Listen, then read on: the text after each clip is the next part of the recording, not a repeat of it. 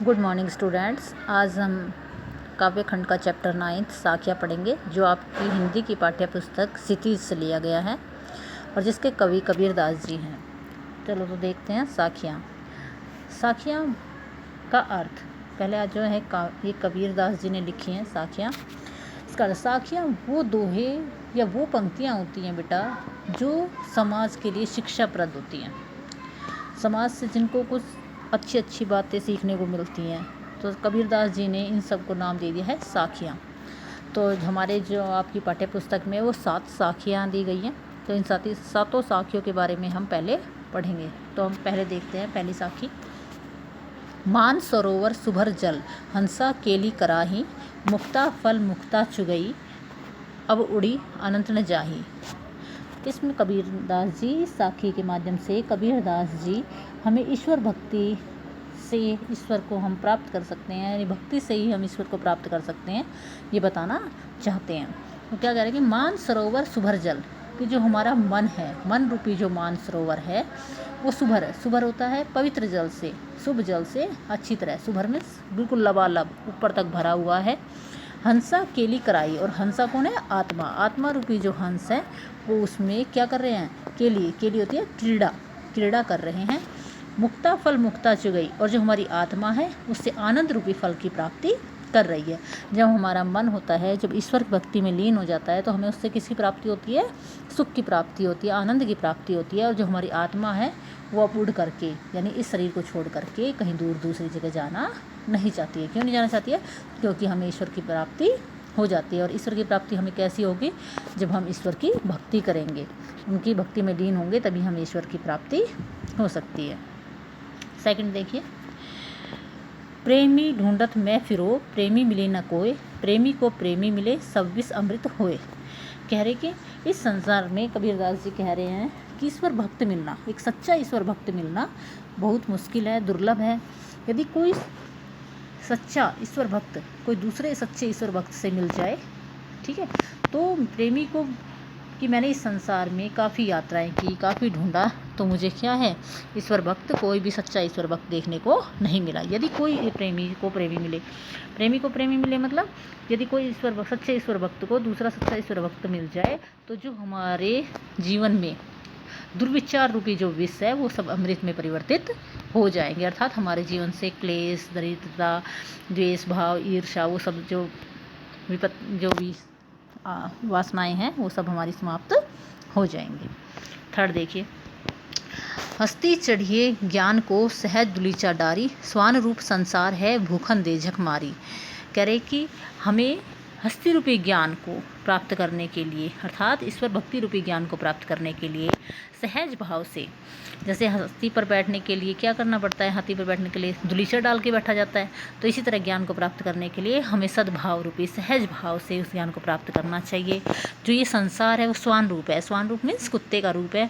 अर्थात उसको क्या है, जैसे कुत्ता होता है, जो हाथी चलता रहता है मस्ती में, तो कुत्ता क्या करता है? उसे भोंकता है, ठीक है।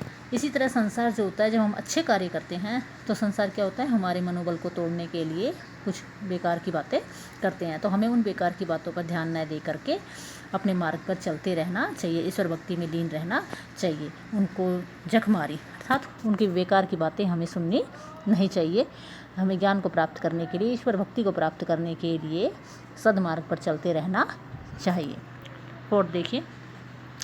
पखा पखी के कारण ही सब जग रहा भुलान। कह रहे हैं कि पखा पखी मीन्स पक्ष और विपक्ष के कारण ये संसार सब कुछ भूलता जा रहा है।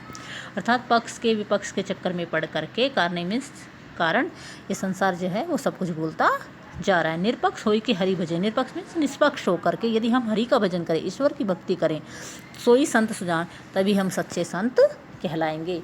इस साखी के माध्यम से कबीरदास जी हमें ये संदेश देना चाहते हैं कि जब हम ईश्वर भक्ति को निष्पक्ष होकर के करेंगे, निष्पक्ष होकर के ईश्वर भक्ति को करेंगे, तभी हम सच्चे संत अथवा सच्चे भक्त कहला सकते हैं या बन सकते हैं। फिफ्थ देखिए। हिंदू मुआ राम कही, मुसलमान खुदाई, कहे कबीर सो जीवता, जो दोहू के निकट न जाई। हिंदू और मुसलमानों के आपसी भेदभाव का वर्णन किया इस साखी के माध्यम से कबीरदास जी ने, और वो इनके उनके बीच में उस समय समाज में हिंदू और मुसलमानों के बीच में द्वेष भाव रखते थे आपस में, उनके बारे में इस साखी के माध्यम से बताया है। क्या बताया कि हिंदू मुआ राम कही, हिंदू और मुसलमान दोनों क्या ईश्वर के नाम पर क्या करते हैं, आपस में लड़ाई झगड़ा करते रहते हैं। हिंदू कहता है कि वो राम राम कहता है ईश्वर को, और जो मुसलमान है वो उसको खुदा का रूप देता है, नाम देता है, सॉरी।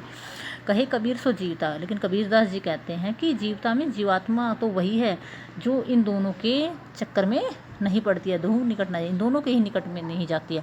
अर्थात जो ईश्वर है वो एक है, हमें इनके चक्कर में नहीं पड़ना चाहिए। नेक्स्ट देखिए, काबा फ्री काशी भया, राम ही भया रहीम, मोटो चून मैदा भया, बैठ कबीरा जीम। इस के माध्यम से, इस साखी के माध्यम से कबीरदास जी ये संदेश देते हैं कि हमें जो हिंदू और मुसलमानों के बीच जो आपसी भेदभाव है उसको समाप्त करने का, नष्ट करने का संदेश देते हैं। क्या संदेश देते हैं? वो कहते हैं कि काबा फ्री कहाया काशी, कि मैं काबा भी गया और मैं काशी की भी यात्रा की मैंने। काबा मतलब मुसलमानों का पवित्र तीर्थ स्थान, और काशी हिंदुओं का पवित्र तीर्थ स्थान। राम भी देखा मैंने और रहीम भी देखा, ठीक है। दोनों क्या है, वो जो काबा और काशी है वो एक ही है, और जो राम और वो रहीम है वो भी एक है। जिस प्रकार मोटे गेहूं के आटे को पीस करके क्या होता है, उसको खाने लायक बनाया जाता है, और उसको खा करके दोनों अर्थात सद्भावना रूपी, यदि हमारे अंदर अच्छे विचार होंगे, अच्छी भावनाएं होंगी, तो हम क्या करेंगे, आपस में लड़ाई झगड़ा नहीं करेंगे, और सद्भावना रूपी जो आटा है उसको पीस करके हिंदू और मुसलमान दोनों बैठ करके जीम सकते हैं, अर्थात खाना खा सकते हैं, आपस में एक साथ मिल करके रह सकते हैं। नेक्स्ट देखिए, लास्ट साखी आपकी, ऊंचे कुल का जन्मिया, जे करनी ऊंच न हुए, सुबरन कलश सुरा भरा, साधु निंदा सोई। इस पंक्ति के, इस साखी के माध्यम से कबीरदास जी हमें यह संदेश देना चाहते हैं कि हमें जो व्यक्ति होता है वो कुल से ऊंचा नहीं होता, बल्कि किससे ऊंचा होता है, अपने कर्मों के कारण वह जाना जाता है। उसकी प्रसिद्धि जो होती है वो उसके कर्मों के कारण होती है। जिस जैसे देखिए, ऊंचे कल का जन्मिया, जे करनी ऊंच न हुए, कि यदि कोई व्यक्ति ऊंचे कुल में जन्मिया में जन्म ले करके जे करनी ऊंच न हो, यदि उसकी करनी, उसका जो कर्म है, जो कार्य है, यदि वह अच्छे नहीं हैं, तो वह व्यक्ति कभी भी इस प्रसिद्धि को प्राप्त नहीं कर सकता। क्योंकि देखो उदाहरण दिया है, सुबरन कलश भरा, सुरा भरा, सुरा में शराब से, सुबरन में सोने का, सोने के कलश में, घड़े में, सोने के कलश में, घड़े में सुरा भर दी जाए, सुरा में शराब भर दी जाए, तो साधु लोग होते हैं जो उसकी क्या करेंगे, निंदा करेंगे। क्यों? सुबरन कलश तो कैसा है, सोने का है, लेकिन उसके अंदर क्या भरा हुआ है, शराब भरा हुआ है, शराब भरी हुई है, जिसके कारण साधु लोग क्या करेंगे, उसकी निंदा करेंगे। इसी तरह ऊंचे कुल में जन्म लेकर के कोई व्यक्ति ऊंचा नहीं बन सकता। यदि कोई व्यक्ति निम्न जाति में या निम्न कुल में जन्म लेता है और उसके कर्म यदि श्रेष्ठ हैं, तो वह व्यक्ति पूजा के योग्य होता है, सभी लोग उसका आदर करते हैं। इसलिए व्यक्ति अपने कर्मों से बड़ा होता है, ना कि जन्म से। नेक्स्ट जो आपके शब्द हैं इसी पार्ट में, उसको नेक्स्ट वीडियो में पढ़ेंगे। ओके।